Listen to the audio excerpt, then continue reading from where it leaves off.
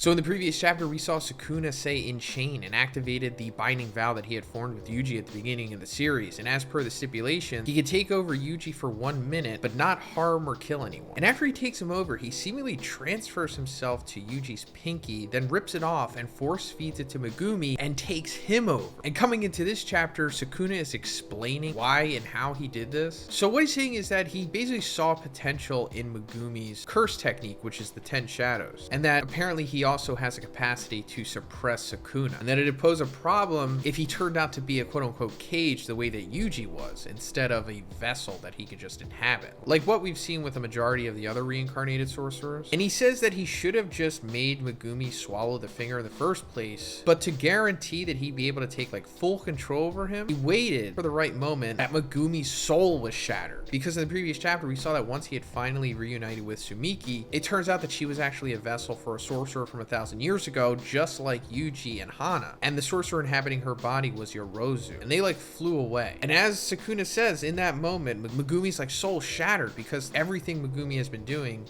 was for Sumiki, and now everything just fell apart before his eyes. So he was super vulnerable to Sukuna taking him over. And this also clears up, I guess, partly why Sukuna was so interested in Megumi this whole time. It was because of the 10 shadows, and also I guess just his potential as a sorcerer. And I'm sure there's more to it, like him being a Zenin and all that stuff, but it's mainly just the 10 shadows here, because as we'll see, Sukuna like completely breaks this technique. But now that Yuji realizes that Sukuna has taken over Megumi, he's like dumbfounded, and Sukuna just levels Yuji, like DBZ style, launches him through a freaking building onto another building, and Yuji's just done after this. Like, I think this is the most significant strike Yuji has ever taken in the series, maybe. So I assume he's going to be down for a couple chapters after this, and I think the only way that he can really recover from this is a Kotsu showing up, which he definitely is soon, because also in the previous chapter, Yorozu made that rule with Megumi's points to allow travel between colonies, which allowed Yorozu to leave the colony because they wanted to fight Sukuna in a different place. But this also means that a Kotsu can now come to this Tokyo colony. And once he shows up, he might find Yuji and then use reverse curse technique on him and, you know, allow him to recover and whatnot. And then I guess we might see a Kotsu versus Sukuna, or as it's been alluded to, a Kotsu versus Kenjaku. But that's a subject for another time. But after Sukuna launches Yuji, we see Takaba and Megumi running up on him, and he's like, no matter which era, insects always spring up out of nowhere. And we're not going to see them fight in this chapter, but I really do hope that we eventually see at least Takaba take on Sukuna.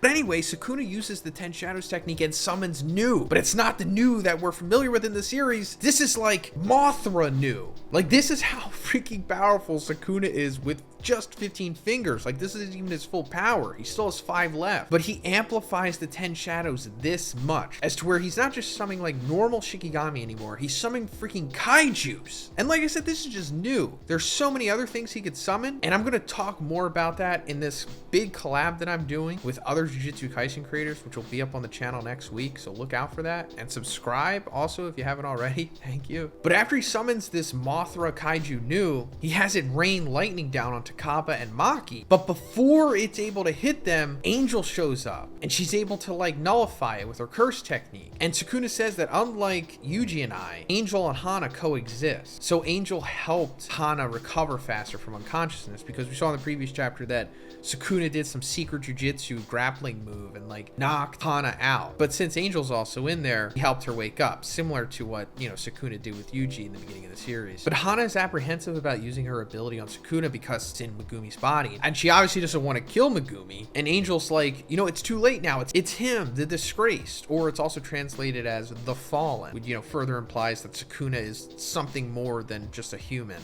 or at least originally. But going further, Angel's like, before he takes further root into the body, we need to tear him apart and extinguish him. So then they start to use her ability, which is called Jacob's Ladder, and it like takes up the entire sky, and it seems like it's working. Like, Hana is shouting through her trumpet like, give him back, Megumi is mine. And after she's done, he says like, I remember now, thank you, everything's all right. And it seems like Megumi's back, but of course it's not. I mean, he still has the markings on him after all. But Hana is just so frantic right now in this hectic situation, and she can't really think straight, and she thinks that Megumi is back, you know, not realizing that this is Sukuna obviously tricking her. And Angel realizes it, and he's like, no. And Hana's like, Megumi, I have always, and before she's able to finish it, I assume she's gonna say I've always loved you, because it was revealed in Hana's flashback that like when she was a child, she was like abducted by this curse, until like one day randomly Megumi and Gojo came by, and Megumi saved her with her divine dog. So like since then she's just been in love with Megumi for being her savior. But anyway, as we saw, her ability didn't work on Sukuna, and he still has control of Megumi. And in the final panel, we see Sukuna like hugging Hana and Angel, and his head grows like 3 times its size, and his mouth opens, and it looks like he's about to eat her. And it says, never forget the true nature of a curse. So this is insane, and this might confirm one of the big long-standing speculations that we had about Sukuna. And it's that the abilities that we've seen from him, like Cleave, Dismantle, and the Fire Arrow stuff, are maybe not necessarily his innate abilities, but his innate ability was the ability to copy other abilities, other curse techniques. Thought, okay, so maybe he's able to do this by like eating other people, because when we saw that volume artwork of what he looked like back in the day, it looks like he may have had like a mouth on his stomach or something. And you know, the whole Cleave and Dismantle thing also points towards like filleting meat, cutting meat, and just being a chef and whatnot, or just preparing food.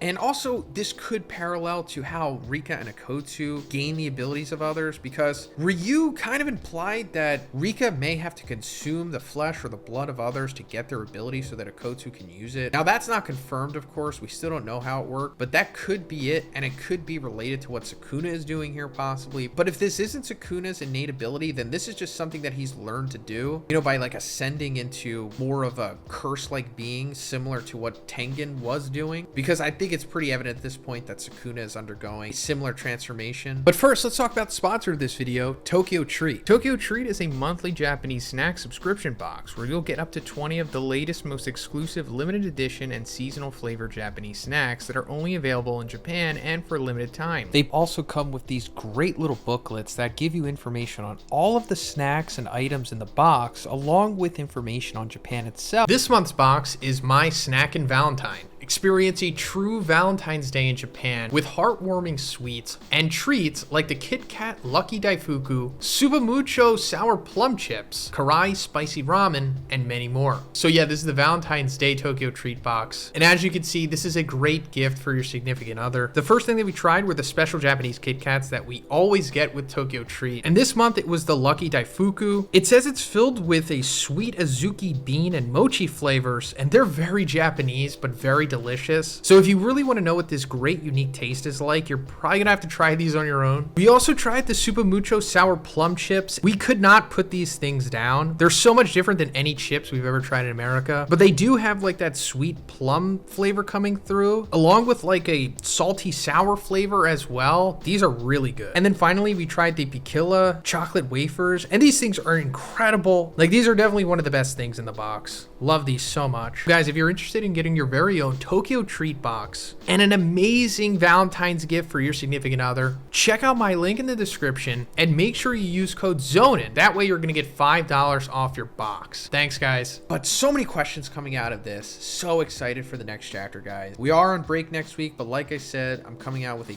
big collab with me and 3 other Jujutsu Kaisen creators. We're gonna be talking about Sukuna, future of the series, so look out for that. But if you like this video, guys, please give it a like and please subscribe if you haven't already. Have a great day. I'll see you in the next one.